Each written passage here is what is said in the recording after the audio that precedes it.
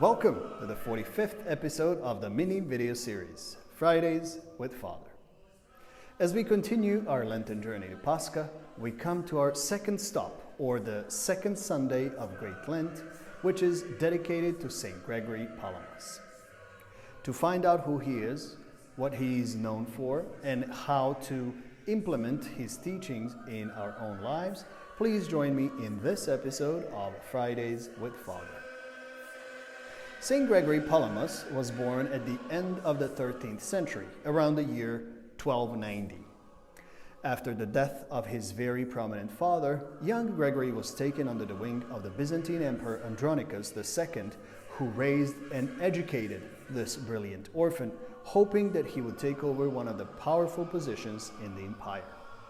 However, at the age of 20, the young Gregory left the world and went to Mount Athos, where he spent years in living a strict, ascetic way of life.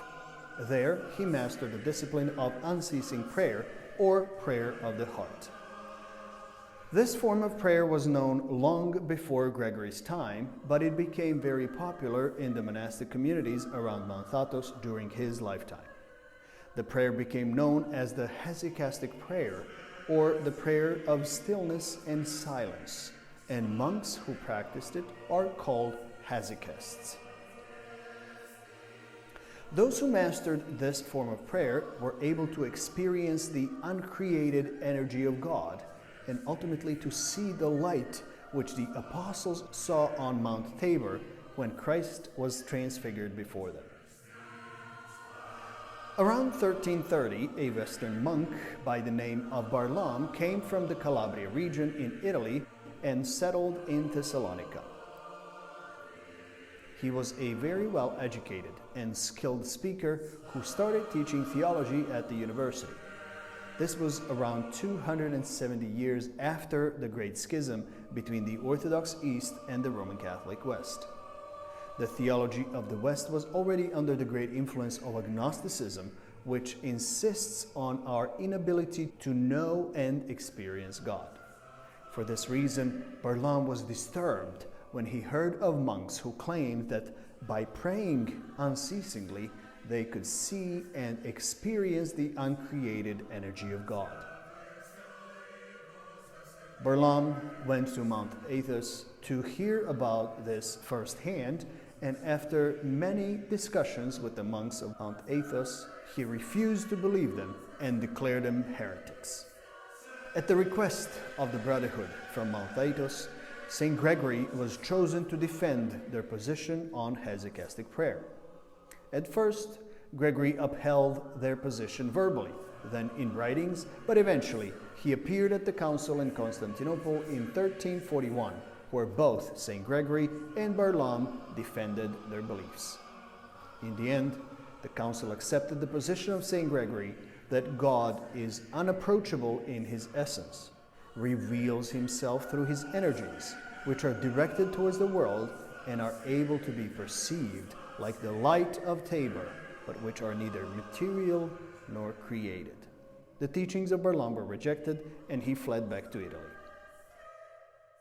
It took another decade or so for this argument to be settled, while, due to political reasons, St. Gregory was persecuted, arrested, and imprisoned. Through all of this, he stood firmly in faith, preached God in Trinity, and practiced hesychasm, or prayer of stillness and silence. On November 14, 1359, he fell asleep in the Lord, and in 1368, he was already recognized as a saint of the Church. Today, as we look back and reflect upon the life and legacy of St. Gregory, we do not only honor him as an enlightener of orthodoxy and a pillar of the Church, but we strive to practice what he taught and lived. Even when we are persecuted and are faced with various challenges in life, we must always, like St. Gregory, remain firm in faith and steadfast in prayer.